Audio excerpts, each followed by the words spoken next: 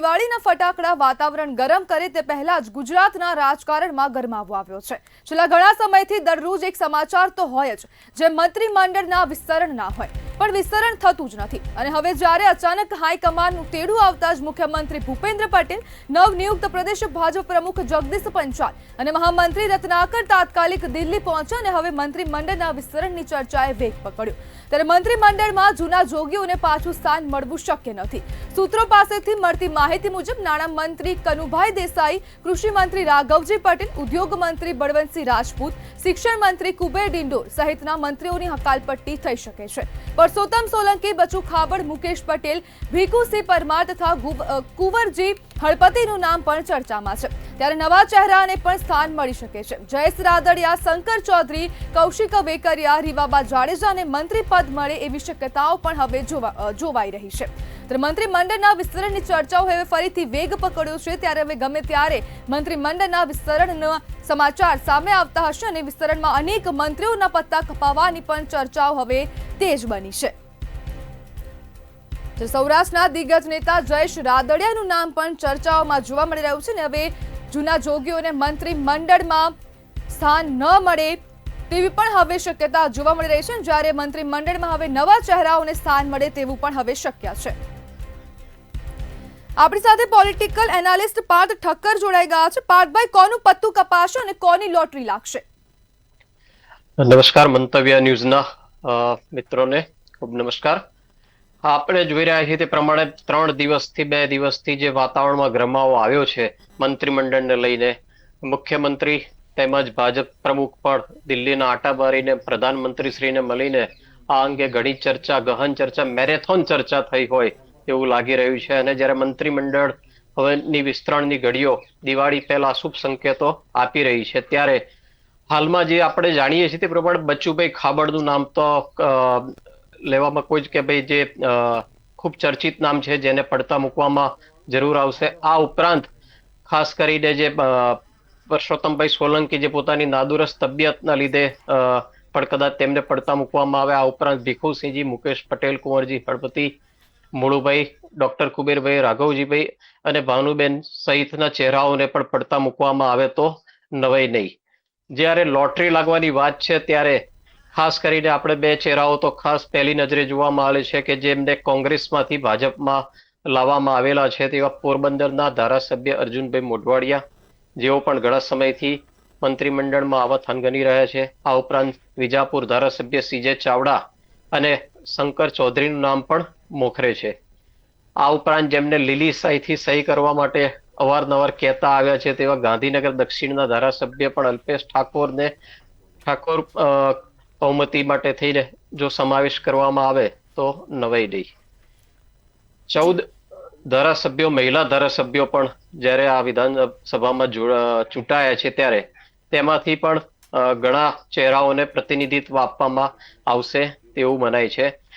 ખાસ કરીને વેજલપુરના અમિતભાઈ ઠાકર જે યુવા ચહેરા તરીકે પણ જેમને મંત્રીમંડળમાં સમાવેશ કરાશે એવું નિશ્ચિતપણે લાગી રહ્યું છે। જેતપુરના ધારાસભ્ય આપે કહ્યું તે પ્રમાણે જયેશ રાદડિયા એક યુવા ચહેરો, આ ઉપરાંત પાટીદાર ચહેરા તરીકે પણ તેમનો સમાવેશ જરૂર કરાશે તે પ્રમાણે લાગી રહ્યું છે।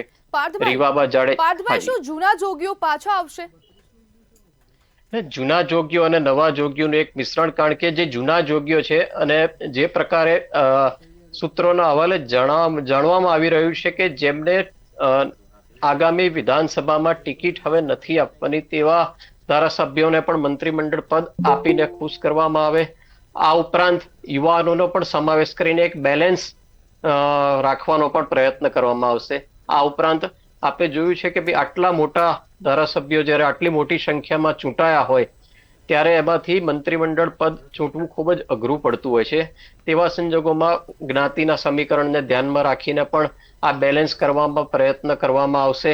જેમ કે પરસોત્તમ સોલંકીને જો પાર્થભાઈ, શું ધારાસભ્યોને ખુશ કરવા માટે મંત્રીનું પદ આપવું એ યોગ્ય કહેવાય? નહીં, ધારાસભ્યોને ખુશ કરવા માટે નહીં, પરંતુ જ્યારે ધારાસભ્ય બનતો હોય છે ત્યારે કોઈ પણ ધારાસભ્ય ઈચ્છતો હોય છે કે તે પોતે મંત્રી પદ પર એકવાર બિરાજમાન થાય અને તેમાં ખોટું પણ નથી। તો સ્વાભાવિક છે કે જ્યારે હવે ભારતીય જનતા પાર્ટી અનેક પ્રયોગો કરવા માટે ગુજરાતમાં જાણીતી છે. આપણે જોઈએ છીએ તેમ કે ભાઈ આખું મંત્રીમંડળ પર ભૂતકાળમાં બદલી દેવામાં આવ્યું કે મુખ્યમંત્રીથી મળીને દરેક મંત્રીઓને પડતા મૂકીને નવા મંત્રીમંડળનો સમાવેશ કરવામાં આવ્યો. ત્યારે આવા અનેકવિધ પ્રયોગો કરવા માટે ભારતીય જનતા પાર્ટી ગુજરાતમાં જાણીતી છે. તો અને ભારતીય જનતા પાર્ટીનું પોલિટિકલ એનાલિસિસ જે કરવું પણ ખૂબ અઘરું રહ્યું છે દરેક બાબતમાં, કે જે મુખ્યમંત્રીનો ચહેરો હોય કે પ્રધાનમંડળમાં કોને સમાવેશ કરવા કે મંત્રીમંડળમાં કોનો સમાવેશ કરવા. આવા તબક્કે અનેક નામો એવા પણ આવી શકે જે ચોંકાવી દેવામાં આવે. પરંતુ જે મને લાગી રહ્યું છે તે પ્રમાણે જૂના જોગીઓ અને યુવાનો બંનેનું સંકલન કરીને એક મિશ્રિત મંત્રીમંડળ બનાવવાનો પ્રયાસ કરવામાં આવશે. જી પાર્થભાઈ, કયા બેઝિસ પર અને કયા આધારે જે ધારાસભ્યો છે તેને મંત્રી પદ માટે જોવામાં આવે છે? મંત્રીમંડળના પદ માટે જે જોવામાં આવે છે તે એક તો તેમની કાર્યશૈલી, તેમનું વિસ્તાર ઉપરનું પ્રભુત્વ, અને તેઓ મંત્રી પદને પામીને પણ જે એમની કાર્યનિષ્ઠાને પરિણામે ભારતીય જનતા પાર્ટીની જે વિચારધારા છે તેને કઈ રીતના તે આગળ વધારશે અને આગામી સમયમાં જ્યારે ઇલેક્શનો આવશે ત્યારે તેમાં કઈ રીતના તે મદદરૂપ બની શકશે. તો આવા ઘણા પરિબળો મંત્રીમંડળ માટે કાર્યરત હોય છે. પાર્થભાઈ, હવે જે મંત્રીમંડળનું વિસ્તરણ છે તે હવે જ કેમ થઈ રહ્યું છે જ્યારે અનેક પ્રકારની જ્યારે ચૂંટણીઓ પણ આવવાની છે?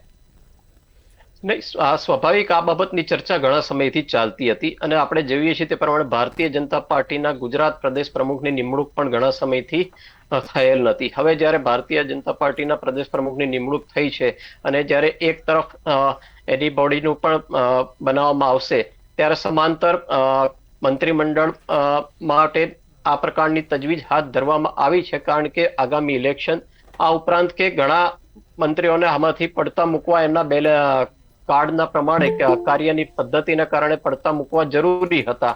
તો આવા સમયે એ સાથે નવા મંત્રીઓને પણ સમાવેશ કરીને તે તમામને ન્યાય આપવામાં આવે તેવી ભારતીય જનતા પાર્ટી ઈચ્છતી રહ્યું લાગે છે.